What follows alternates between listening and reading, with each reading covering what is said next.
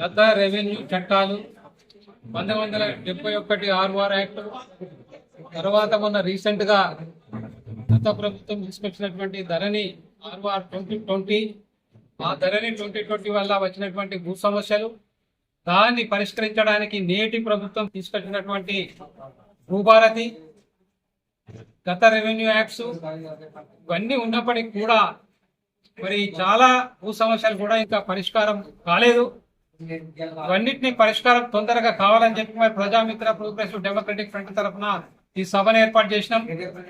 Karimnagar MLA గారిని గంగుల కమలాకర్ గారు, Karimnagar MP Bandi Sanjay గారు, కేంద్ర మంత్రివర్యులు, అదేవిధంగా కరీంనగర్ ఉమ్మడి జిల్లాలో ఉన్నటువంటి ఈ ప్రభుత్వంలో ఉన్నటువంటి మంత్రులు శ్రీధర్ బాబు గారు, పొన్నం ప్రభాకర్ గారు, పట్లూరు లక్ష్మణ్ కుమార్ గారు, వీరిని విజ్ఞప్తి చేస్తున్నాం.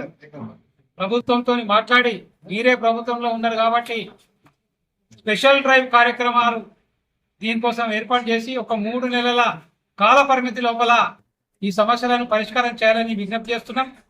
ముఖ్యంగా కరీంనగర్ పట్టణంలో నిషేధిత జాబితాలోకి కరీంనగర్ శివారు ప్రాంతమైనటువంటి రేకుర్తి గ్రామానికి సంబంధించినటువంటి ఒక 4,500 ఇండ్లను కొత్తగా నిషేధిత జాబితాకి రీసెంట్ గా కొత్తగా పంపించడం జరిగింది.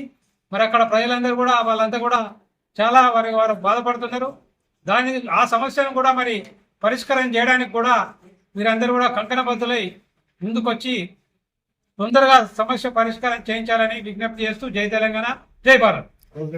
ప్రోగ్రెసివ్ డెమోక్రటిక్ ఫ్రంట్ ఆధ్వర్యంలో జరిగిన ఈ మీటింగ్ కి రేకుర్తి విద్యానగర్ భూములపై పట్టా భూములపై విధించిన 22/A యాక్ట్ నిషేధించాలని అధికారులు సమగ్రంగా విచారించి చేసిన తప్పిదాన్ని అధికారుల ద్వారా తప్పడం జరిగింది. ఇది గవర్నమెంట్ చెప్పింది ఒకటి, గవర్నమెంట్ ప్రభుత్వ భూములను వాటిని 22లో పెట్టి వాటిని కాపాడమని ప్రభుత్వం చెప్తే ఈ అధికారులు ఏం చేసారు, సీలింగ్ యాక్ట్ అనే ఒక పదం ఉపయోగించి ఇక్కడ ఒకే ఫ్యామిలీకి చెందిన భూములు ఉన్నాయని చెప్పేసి పట్టా భూములు సీలింగ్ యాక్ట్ కింద పెట్టారు. దాన్ని వెంటనే సవరించి ఒక పరిష్కారం చూపాలని మేము కోరుతున్నాం.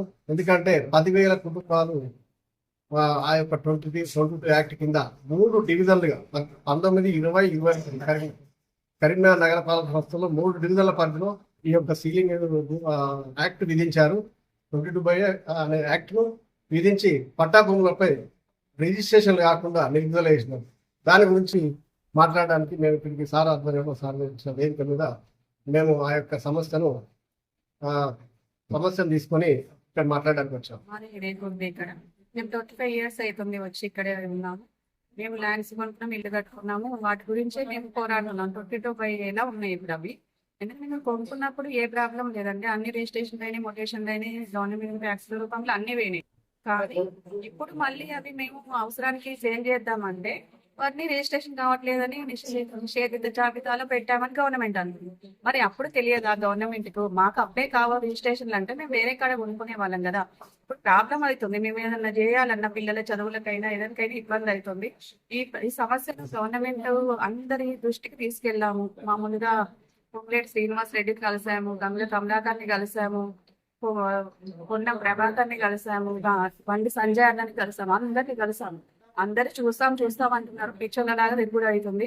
మా సమస్యను వెంటనే పరిష్కరించాలి, లేకపోతే 10,000 కుటుంబాలు సార్ రేకుర్తిలో 10,000 కుటుంబాలు ఆత్మహత్యలు చేసుకోవాల్సి వస్తాయి, రోడ్డు మీద పడుతున్నారు.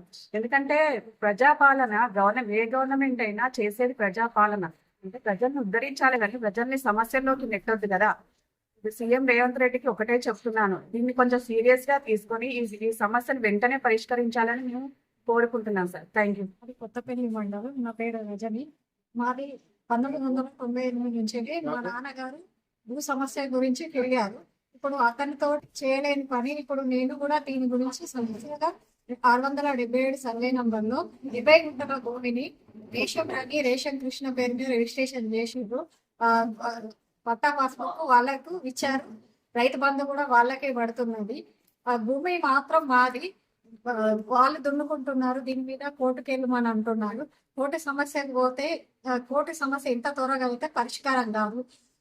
గత ప్రభుత్వం నుంచి పట్టించుకోలేదు, ధరణి నుంచి ఇప్పుడు వచ్చిన ప్రభుత్వంలో భూభారతి చట్టం వచ్చిన తర్వాత మాకేమైనా న్యాయం జరుగుతుందని దీని మీద పరిష్కారం గురించి వేణుగోపాల్ సార్ దగ్గరికి ఇక్కడ ప్రోగ్రాం ఏర్పాటు చేసినందుకు మాకు న్యాయం జరగాలని కోరుకుంటున్నాం.